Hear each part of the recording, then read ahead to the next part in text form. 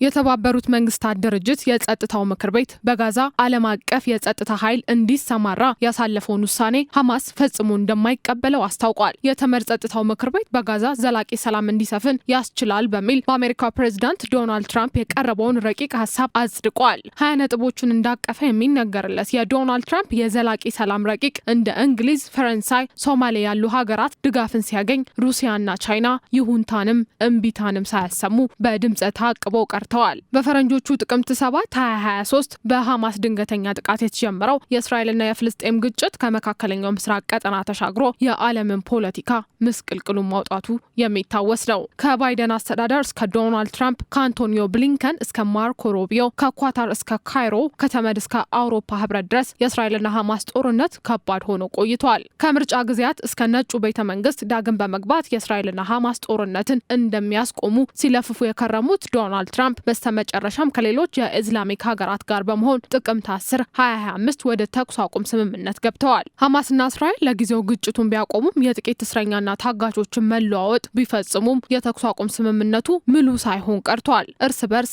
መካሰስንም አላቆሙም። በብዙ ተጠብቆና ከፍተኛ ተስፋ ተጥሎበት ጥቂት እርምጃዎችን መጓዝ የቻለው የእስራኤልና ሐማስ ተኩስ አቁም ስምምነት ለጊዜው ጋብ ከማለት ባሻገር በጋዛ ላሉ ንጹሃን ሰላምን ሊያሰፍን ሳይችል ቀርቷል። በዚህም እርዳታን የሚጠባበቁ ሰብአዊ ድጋፎችን የሚሹ ፍልስጤማውያን የሕክምና ድጋፍን የሚጣሩ በእንግልት ውስጥ ነገን ተስፋ ለሚያደርጉ ንጹሃን የሻቱት ድህነት ሳይገኝ እንዲቀር ሆኗል። ቀድሞውኑ ወደ ሰላም እንዲመጡ አደርጋለሁ ካሉት ፕሬዚዳንት ዶናልድ ትራምፕ እስከ የተባበሩት መንግስታት ለጉዳዩ ዳግማዊ መፍትሄን ያሻል በማለት በተወካዮቻቸው በኩል በዙፋናቸው ታድመዋል። በዚህም በአሜሪካው ፕሬዚዳንት ዶናልድ ትራምፕ ዳግም የቀረበውን ባለ 20 ነጥብ ረቂቅ በመወያየት ድምጽ ሰጥተው አጽድቀውታል። በፍልስጤም ምድር ዓለም አቀፍ የሰላምና ጸጥታ ብሎም የደህንነት ኃይል እንዲሰማራ ማድረግ የሚለው በትራምፕ የቀረበውና በጸጥታው ምክር ቤት ተፈጻሚነት እንዲኖረው ከተላለፈው ረቂቅ ውስጥ አንዱና ዋነኛው ነው። ውሳኔው ባለፉት 2 ዓመታት የተደረገብንን የመውረር ሙከራ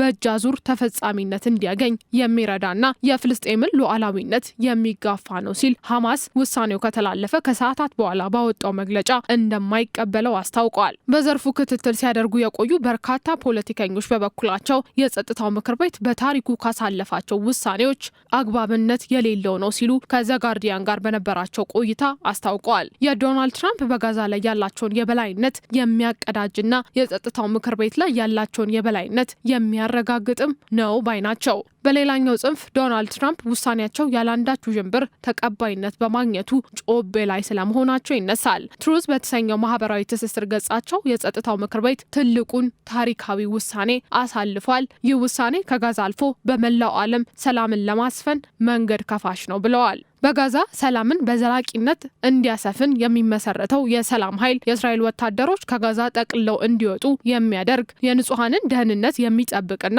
እርዳታም በአግባቡ እንዲዳረስ ሐማስና ሌሎች ኃይሎች ትጥቅ እስኪፈቱ ምናልባትም የሽግግር መንግስት እስኪመሰረት በድንበር የሚቆይ ይሆናል ተብሎ ይጠበቃል። ኢንተርናሽናል ስታቢላይዜሽን ፎርስ ወይም ISF የተሰኘው ይህ ኃይል የተጀመረውን የተኩስ አቁም ስምምነት በእጅጉ የሚያጠናክር ነው ሲሉ የተባበሩት መንግስታት ድርጅት ዋና ጸሐፊ አንቶኒዮ ጉተሬስ ሀሳቡን ይበል ብለውታል። ሐማስ በዚህ በኩል ደግሞ ደጋግሞ የፍልስጤማውያን የነጻነትና ፍላጎትን የሚጋፋ ነው፣ በዚህም በህዝቡም በእኛም ዘንድ ተቀባይነት የለውም ባይ ነው። በቴሌግራም ባስተላለፈው መልእክትም ውሳኔው ጋዛን በሞግዚትነት በመያዝ የራስ ውሳኔ በራስ እንዳትወስን ሉዓላዊነቷ እንዲነጠቅ የሚያደርግ ነው ብለዋል። ዓለም አቀፉ የሰላም ኃይል ከነዚህ ሀገራት የተዋቀረ ቡድን ይሆናል የሚል ሙሉ መረጃ ባይወጣም ኢንዶኔዥያ፣ አዘርባይጃን፣ ፓኪስታን፣ ካታር፣ ቱርክና ሌሎችም ሀገራት ያካትታል ተብሎ ይጠበቃል። ቢቢሲ ጉዳዩን አስመልክቶ ባጋራው መረጃ ISF ወይንም አዲሱ ዓለም አቀፍ የጸጥታ ቡድን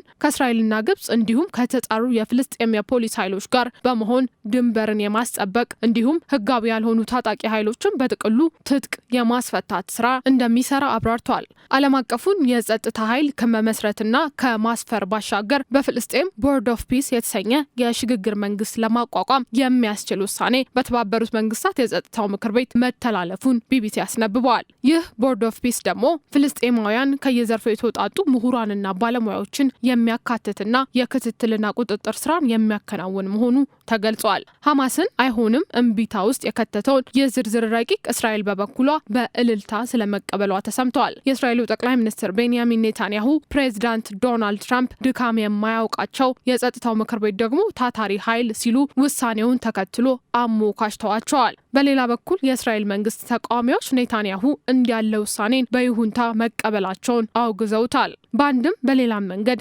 የሀገራችን ሉዓላዊነት የሚጋፋም ነው ባይ ናቸው።